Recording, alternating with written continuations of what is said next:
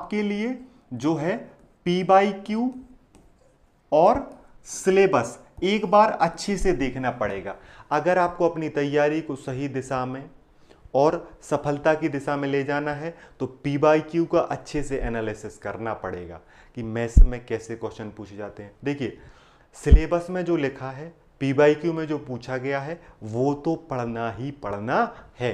इसीलिए ये दोनों चीज़ें ज़रूरी हैं।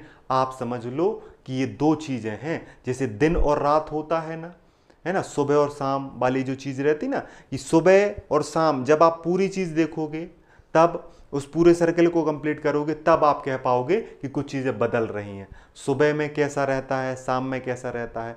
ऐसे पी बाई क्यू और जो सिलेबस है उसका भी आपको ध्यान रखना है।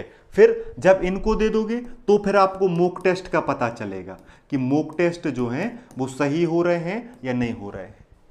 मतलब जब आप पी बाई क्यू आपके, देखो पी बाई क्यू आपके दिमाग में फिट हो गए, सिलेबस आपके दिमाग में फिट हो गया, सिलेबस को आपने पढ़ भी लिया, तब आपको पता चलेगा ना कि टेक्स्ट बुक या अड्डा 24/7 या कोई अच्छे सर जो हैं या अच्छी कोचिंग जो है वो आपके मॉक टेस्ट जो ले रही है वो सही लेवल की ले रही है कि सिर्फ आपसे मेहनत ही करवा रही है। अब इन मॉक टेस्ट में आपको एनालिसिस करने में भी समय देना है।